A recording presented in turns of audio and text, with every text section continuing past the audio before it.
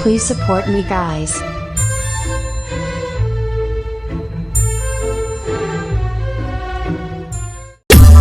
तोके भुलाता नहीं की सकत कहे कि प्यार करीला जब तक ते खुद चल के ना आई तब तक तोरा के हम पलट के भी देखा नहीं तब मर्द के पैदाइश ना